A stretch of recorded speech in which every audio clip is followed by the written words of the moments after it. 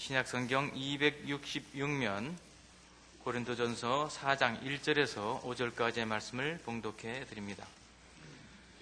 사람이 마땅히 우리를 그리스도의 일꾼이요 하나님의 비밀을 맡은 자로 여길지어다. 그리고 맡은 자들에게 구할 것은 충성이니라. 너희에게나 다른 사람에게나 판단받는 것이 내게는 매우 작은 일이라. 나도 나를 판단하지 아니하노니 내가 자책할 아무것도 깨닫지 못하나 이로 말미암아 의롭다함을 얻지 못하노라. 다만 나를 심판하실 이는 주시니라. 그러므로 때가 이르기 전 곧 주께서 오시기까지 아무것도 판단하지 말라. 그가 어둠에 감추인 것들을 드러내고 마음의 뜻을 나타내시리니 그때에 각 사람에게 하나님으로부터 칭찬이 있으리라. 아멘. 오늘 말씀의 배경은 사도 바울이 세운 고린도 교회에서 사도 바울이 신앙의 본질적인 도전을 받고 거기에 대하여 답하는 내용이 오늘의 본문입니다. 그 본질적인 도전이란 건 무엇이냐 하면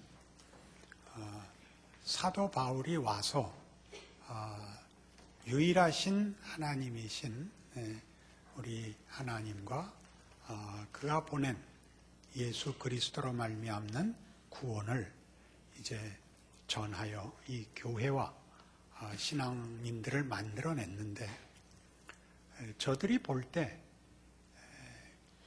온천하 만물을 지으시고 섭리하시는 유일한 하나님의 사자로서 사도 바울이 마음에 들지 않는다는 도전입니다. 뭐가 마음에 들지 않느냐 하면 신의 사자면 또 인간보다는 나은 신과 인간 사이쯤의 어떤 천사쯤 되어 보여야 하는데, 전혀 외모로나 또는 그의 사역의 그 과정 속에 그런 신적인 특혜를 받는 모습이, 보상을 받는 모습이 없더라 하는 것입니다. 당신이 신의 사자가 정말 맞냐?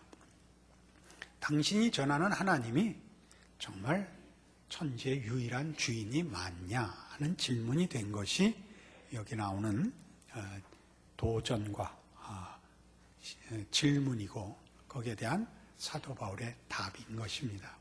그의 답은 하나님의 종된 자, 또는 또 일반적으로 얘기해서 예수를 믿는다는 신앙인들에게 있어서 그 신앙의 증거와 보상은 눈에 보이는 것이 아니며 세상의 가치와 다른 것이다. 쉽게 얘기하면 오늘 본문식으로 그건 충성의 문제다. 충성의 문제란 뭐냐? 감동과 납득의 문제와 다르다. 그것이죠. 감동과 납득의 문제라는 것은 세상적인 기준으로의 감동과 납득을 넘어서는 것이다 하는 이야기고, 충성이라는 것은 그것이 신념이나 개념의 싸움이 아니고 지휘관, 인격자 지휘관에 대한 무한 신뢰요 순종이다, 이렇게 답하는 것입니다. 이 문제는 아차 잘못하면 맹신을 강요하는 것이 될 수 있습니다. 생각도 하지 않고 의심도 하지 않고 무조건 충성하라는 것은 맹종으로 빠질 위험성이 있습니다.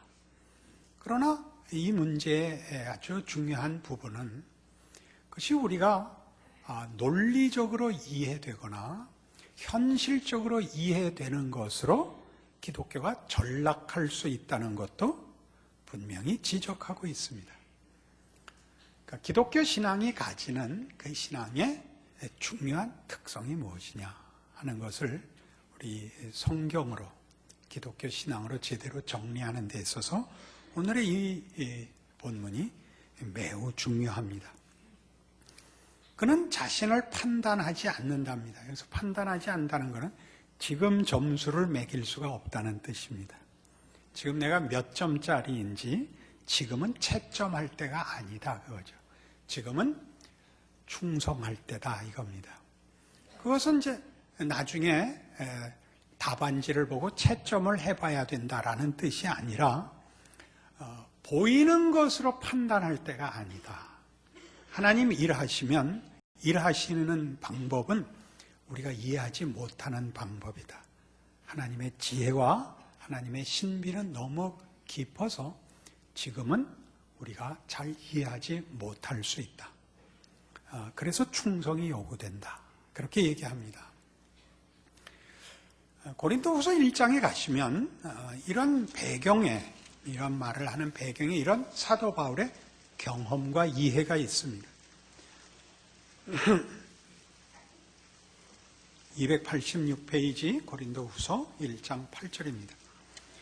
형제들아, 우리가 아시아에서 당한 환난을 너희가 모르기를 원하지 아니하노니 힘에 겹도록 심한 고난을 당하여 살 소망까지 끊어지고 우리는 우리 자신이 사형 선고를 받은 줄 알았으니 이는 우리로 자기를 의지하지 말고 오직 죽은 자를 다시 살리시는 하나님만 의지하게 하심이라.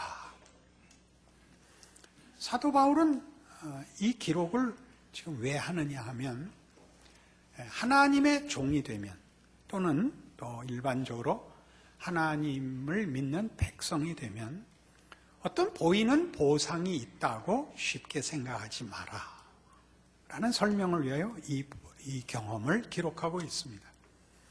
사도 바울은 지금 중요한 하나님의 일꾼입니다.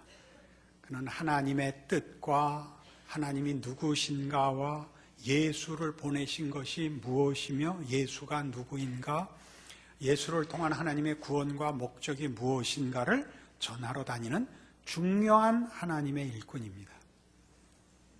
그리고 사도 바울 자신이 그 일에 항복하여 믿음을 가지고 헌신하여 그의 생애를 바치고 있습니다.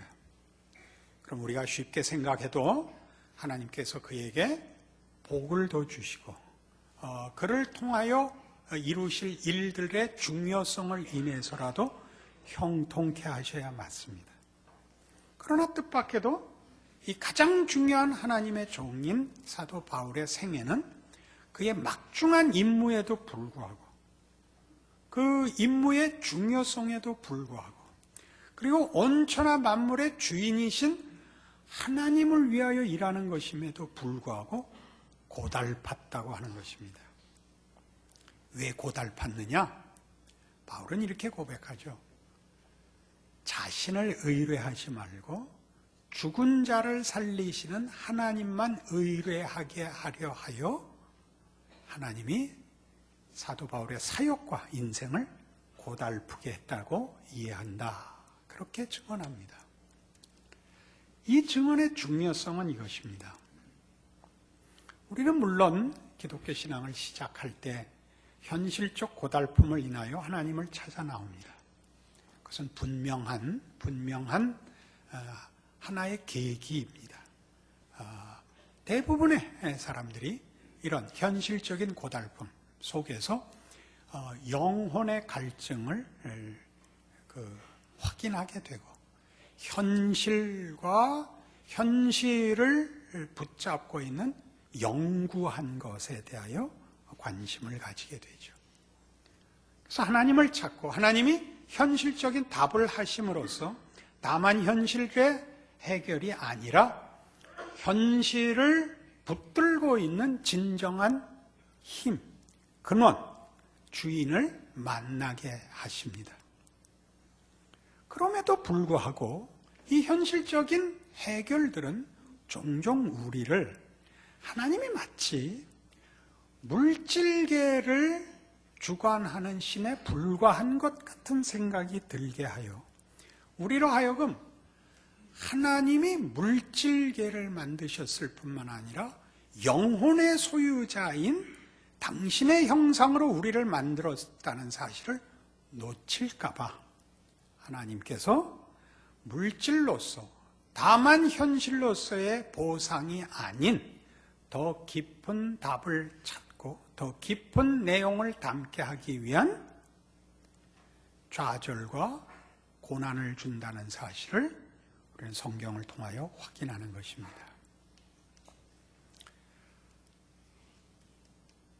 하나님께서 사도 바울을 통하여 확인시키는 일도 하나님께서 당신을 증명하고 당신의 영광을 받으시는 일이 다만 현실, 다만 물질적 조건과 환경 속에서의 능력자로 소개되는 것을 거부하고 계시다는 거죠.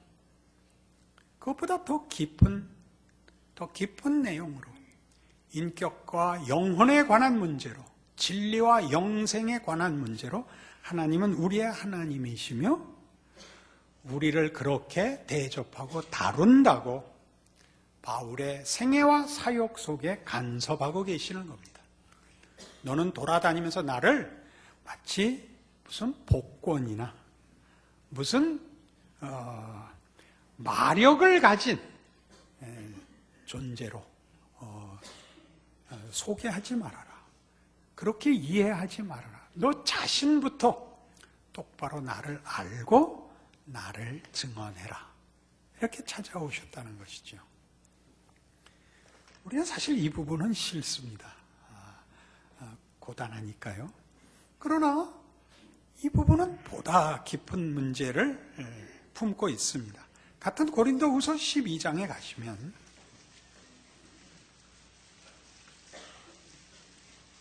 (7절) 말씀, 여러 계시를 받은 것이 지극히 크므로 너무 자만하지 않게 하시려고 내 육체의 가시 곧 사단의 사자를 주셨으니 이는 나를 쳐서 너무 자만하지 않게 하려 하심이라. 이것이 내게서 떠나가게 하기 위하여 내가 3번 주께 간구하였더니 나에게 이르시기를 내 은혜가 네게 족하도다. 이는 내 능력이 약한 데서 온전하여짐이라 하신지라. 그러므로 도리어 크게 기뻐함으로 나의 여러 약한 것들에 대하여 자랑하리니 이는 그리스도의 능력이 내게 머물게 하려 함이라. 그러므로 내가 그리스도를 위하여 약한 것들과 능력과 궁핍과 박해와 곤고를 기뻐하노니 이는 내가 약한 그때에 강함이라. 사도 바울은 하나님을 위하여 예수 그리스도의 복음을 위하여 지금 헌신하고 있습니다. 열심히 있고 간절함이 있습니다. 그런데 그 사도 바울에게 이런 외적 고통만 있는 것이 아니라 그 몸에 가시가 있었다고 합니다. 얼마나 심한 것이었는지 사단의 가시라고 여기 명명하고 있습니다. 우린 그것이 무엇인지는 모르지만 어떤 치명적인 질병이었고 보는 사람들에게 시험을 줄 만한 병이었다라고 알고 있습니다. 이 큰 질병과 이 장애가 복음의 방해가 되기 때문에 사도 바울은 하나님 앞에 이 사단의 가시를 빼달라고 기도했습니다. 답은 뜻밖의 것이었습니다. 내 은혜가 네게 족하다였습니다. 이는 내 능력이 약한 데서 온전하여지기 때문이라는 것입니다. 우리 일반적인 기독교 신앙 자체를 이 문제에 연결시켜 보십시다. 우리는 하나님께서 보이는 세상뿐 아니라 보이지 않는 세상, 과거와 현재와 미래의 주인이시라는 걸 알고 있습니다. 그 하나님께서 당신을 믿기를 원하고 계시고 당신에게 기도하며 믿음으로 순종하는 자들에게 복을 주신다는 걸 알고 있습니다. 그리고 우리는 그 복을 우리 자신만을 위해서가 아니라 하나님과 하나님의 나라를 위하여 헌신할 마음까지 있습니다. 그러나 뜻밖에도 이 일에 하나님이 응답을 해주시는 사람이 있고 그렇지 않은 사람들이 있는 것이 현실입니다. 이 보답을 받으면, 이 보상과 응답을 받으면 쉽습니다. 하나님이 과연 살아계시구나. 하나님이 내 믿음을 받아주시는구나. 나를 통하여 일하시기를 기뻐하시는구나. 누구나 알 수 있습니다. 그러나 또 오히려 더 많은 숫자에게 하나님은 이 기도에 응답하시지 않습니다. 나 자신을 위하여 하는 기도뿐 아니라 하나님과 그의 복음을 위하여 헌신하고픈 간절한 기도에 대해서도 하나님 응답하시지 않을 때가 있습니다. 우리가 사리사욕을 쫓거나 세상의 쾌락에 빠지기 위해서가 아니고 이기심과 자만심을 위해서 구하지 않는 가장 필요한 가장 기본적인 기도에 대해서도 하나님 응답하시지 않곤 합니다. 우리 다 놀랍지요. 그 일이 우리 자신을 고민케 하며 하나님이 과연 계시는가? 내가 하나님을 이래도 믿어도 맞나? 라는 의심이 될 만큼 큰 현실적인 문제에 대해서도 하나님은 쉽게 답하지 않는 경우가 다반사입니다. 지금 사도 바울의 기도가 그것입니다. 이 사단의 가시를 빼주십시오. 이것은 백해무익합니다. 그러나 여기 답이 나온 것 같이 내 은혜가 네게 족하도다입니다. 왜요? 이는 내 능력이 약한 데서 온전하여진답니다. 조금 이 문제를 풀고 다시 우리 현실로 돌아갑시다. 하나님이 하시는 답은 이겁니다. 나는 네 헌신, 진심, 능력, 소원보다 크다. 우리는 마치 하나님이 나의 헌신을 먹고 살고 내 능력에 의존하여 사는 분인 것 같이 오해하곤 합니다. 우리의 간구는 종종 내가 진심이고 사욕을 갖지 않았다는 이유 때문에 하나님을 내가 흔들려고 한다는 것입니다. 그렇게 하는 것이 하나님에게 유익이라고 우긴다는 것이죠. 설마요. 그러나 우리가 이 답을 받지 않았을 때 하나님 존재 자체를 우리가 거부할 분노를 가진다는 데서 이 진단은 정확합니다. 이 진심에 답하지 않는다면 그게 하나님이 맞습니까? 이 분노와 거부가 일어나지 않습니까? 하나님은 여러분의 동의를 요구할 필요가 없습니다. 하나님의 존재와 일하심은 하나님의 자유입니다. 하나님의 능력이고 하나님의 신비입니다. 우리는 종종 이 문제를 내 신앙의 사심 없음, 내 신앙의 정당함으로 제한하려고 한다는 것이죠. 하나님께서는 지금 뭐라고 답하시느냐 하면 네가 나를 편들고 네가 모든 조건과 능력을 가지고 있을 때보다 네가 무능하고 너 하나를 인하여 쩔쩔맬 때 난 더 많은 일을 할 수 있다 라고 답하신다는 사실이죠. 우리 현실로 돌아옵시다. 어느 시대나 그렇듯이 현실은 고달픕니다. 왜냐하면 세상이 우리를 세상에 묶어두기 위하여 늘 위협하기 때문입니다.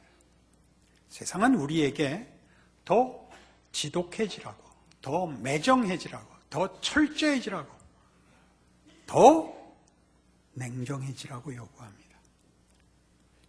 그건 우리 다 아는 겁니다. 가질수록 목마른 것이 세상의 것들입니다.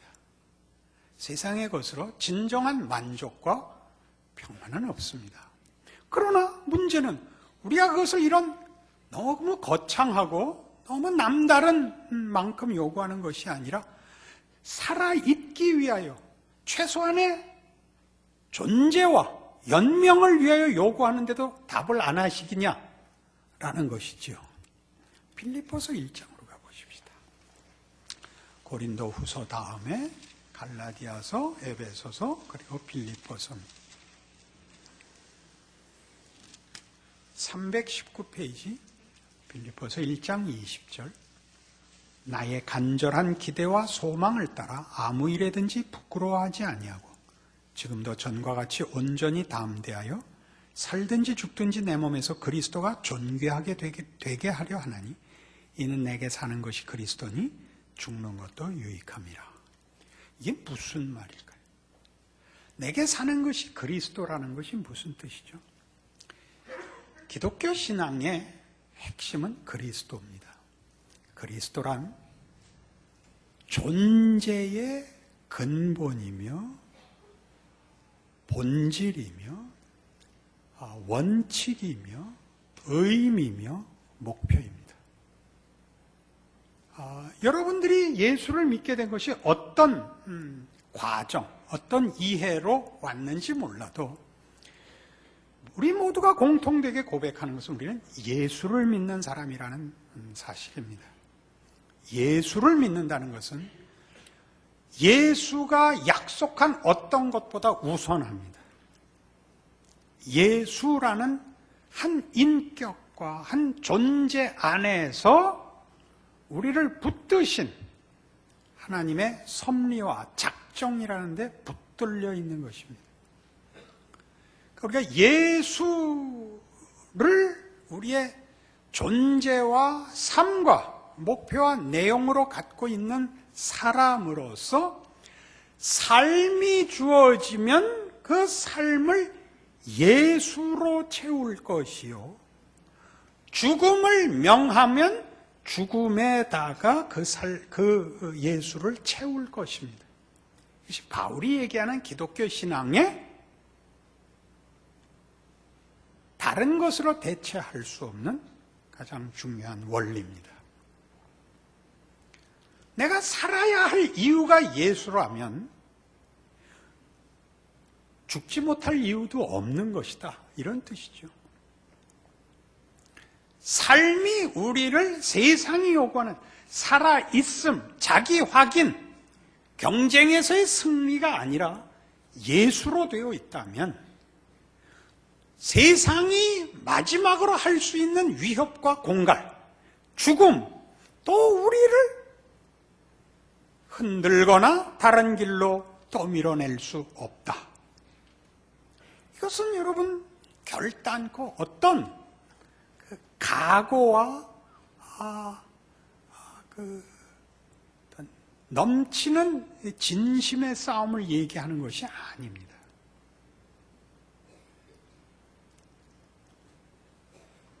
우리의 삶에 세상이 가질 수 있는 유혹과 위협은 언제나 이겁니다. 살아 있어야만 된다. 존재해야만 된다. 그리고 남보다 나아야 된다. 이것 외엔 세상이 우리를 유혹할 것도 시험할 것도 위협할 것도 없습니다. 그러나 지금 여러분이 힘드신 중에 있다면 공감하시기 어렵겠지만 가져봐야, 오래 살아봐야, 아니 영원히 살아봐야 예수 없는 삶은 벌입니다. 저도 이 나이가 되니까요, 건강하고 오래 사십시오 같이 무서운 저주는 없습니다. 사람은 죽을 때 죽어야 됩니다. 오래 살면 오래 사는 책임이 물론 있습니다. 사는 건 무시무시합니다. 신앙으로 살 수 있으니까 다행이지만 신앙이라는 이름으로 하나님이 고통을 면제시켜 주지 않고 예수로 살라고 하는 이상 삶은 늘 충성을 확인해야 되는 삶이기 때문입니다. 내가 각오하고 진심을 가지고 노력해서 늘 넉넉하지 않습니다. 세상의 위협이 저게 나를 헛된 자로 만들고 아무것도 아닌 것으로 만들려고 한다는 걸 알기 때문에 그쪽 편을 들 수가 없습니다. 예수 안에 있는 삶만이 진정한 삶이고 죽어도 유익합니다. 죽으라면 죽을 수 있습니다. 순교를 무슨 그런 어떤 미학적으로 다룰 마음 전혀 없습니다. 전혀 그런 뜻하고 상관이 없습니다. 죽을 수 있습니다. 기꺼이. 그러면 우리 삶에서 세상이 죽음이라는 걸 들이밀어서 통하지 않으면 세상은 더 이상 힘을 못 씁니다. 죽음이 최고의 위협이고 그 바로 전에 있는 게 비참함입니다. 죽는 것은 끝이고 죽기 전에 당하는 최고의 비극이 있다면 비참함이죠. 그건 뭐 여러 가지 이유로 비참할 수 있습니다. 그거 당할 수 있는 겁니다. 그것이 예수 그리스도의 십자가입니다. 죽음이며 비참한 죽음입니다. 하나님이 예수 그리스도를 보내어 우리를 위하여 하나님의 통치 안에 산다는 것이 무엇인지를 십자가만큼 분명하게 보여준 건 없습니다. 세상이 가할 수 있는 모든 공갈, 모든 보복, 비참함과 죽음을 건너가시는 겁니다. 여러분, 사는 거 만만치 않으시죠?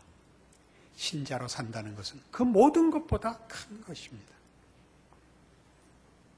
누가 쉽게 위로하고 도움을 줄 수 없습니다. 각각 당하시는 어려움은 각자의 몫입니다. 우리는 끊임없이 그 기도를 할 수 있습니다. 하나님, 견딜 수 있게 해주십시오. 하나님, 이 형편을 낫게 해주시면 제 평생을 주께 바치겠습니다. 내 은혜가 네게 족하도다. 나 이미 너를 통하여 일하고 있다. 아이고 하나님, 그런 식으로는 하지 말아 주십시오. 새해 소원입니다. 안 된다. 죽은 자를 살리시는 하나님의 방법. 우리가 약할 때, 우리가 남을 위해서 전혀 여력이 없고 자기 한 인생 때문에 쩔쩔매고 가족을 돌아볼 힘마저도 없는 그때에도 하나님은 우리와 함께 하실 뿐 아니라 우리를 통하여 일하신답니다. 믿어지십니까? 여러분의 눈물과 비명이 여러분의 간증과 열정 이상의 일을 한다는 것을 십자가로 확인하셔야 됩니다. 그렇지 않으면 우리는 매번 하나님의 일하심과 다른 길을, 내가 원하는 길, 내가 편한 길, 내 식으로 하는 길 때문에 하나님과 맞서야 됩니다. 우리 늘 불평을, 의심을, 그리고 비겁함을 벗어날 방법이 없습니다. 빌립보서 4장에 가면 바로 이런 이유들 때문에 사도 바울은 이 고백을 할 수 있는 것입니다. 4장 10절입니다. 내가 주 안에서 크게 기뻐하면 너희가 나를 생각하던 것이 이제 다시 싹이 남이니 너희가 또한 이를 위하여 생각은 하였으나 기회가 없었느니라. 내가 궁핍함으로 말하는 것이 아니니라. 어떠한 형편에든지 나는 자족하기를 배웠노니 나는 비천에 처할 줄도 알고 풍부에 처할 줄도 알아. 모든 일 곧 배부름과 배고픔과 풍부와 궁핍에도 처할 줄 아는 일체의 비결을 배웠노라. 내게 능력 주시는 자 안에서 내가 모든 것을 할 수 있느니라. 자, 이제 싸움은 분명해졌습니다. 세상이 말하는, 세상이 약속하는 것으로 살 것인가, 하나님이 예수 안에서 약속한 것으로 살 것인가 라는 선택만 남는 것입니다. 세상은 우리에게 세상이 줄 수 있는 것을 약속하고 세상을 편들지 않으면 세상이 줄 수 있는 것을 빼앗아 우리를 위협할 것입니다. 그것은 물질입니다. 그리고 자존심을 세우는 것 정도겠죠. 하나님은 우리에게 사랑과 영생과 진리와 자유를 약속하십니다. 그것을 그 아들을 보내어 그를 십자가에 우리 죄 대신 못 박으심으로 증명하셨습니다. 세상은 이것을 주지 못합니다. 우리를 괴롭힐 수는 있습니다. 사도 바울은 이제 이 선언을 하는 것입니다. 내게 능력 주시는 자는 신자 모두에게 해당하는 말입니다. 이제 우리는 예수 안에서 하나님의 통치 속에서 삽니다. 우리의 능력은 모두 예수 안에서 하나님으로부터 나옵니다. 세상의 힘으로 살지 않고 예수 안에 있는 하나님의 능력으로 살 것입니다. 현실 속에서 말이죠. 세상의 위협과 유혹과 이 처절한 현실 속에서 하나님의 사람으로 살 것입니다. 그래서 삶과 죽음을 극복할 것입니다. 그래서 무엇을 할 수 있느냐?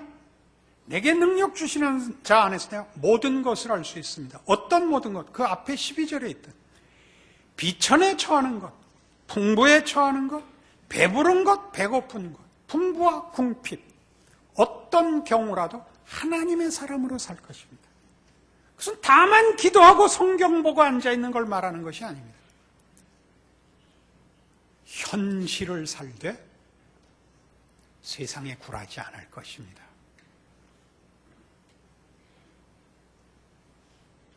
실패하면 실패할 것입니다.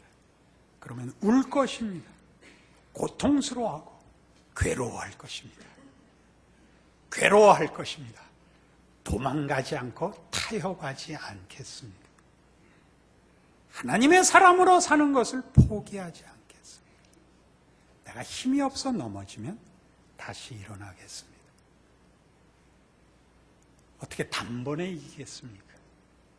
그러나 절대 세상에게 내 인생과 운명을 넘겨주지 않겠습니다.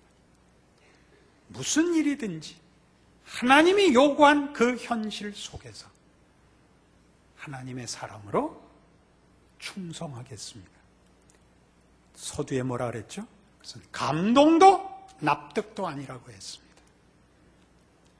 여러분이 기이한 인도함 속에서 예수 그리스도 안에 하나님의 통치를 만나게 되었습니다.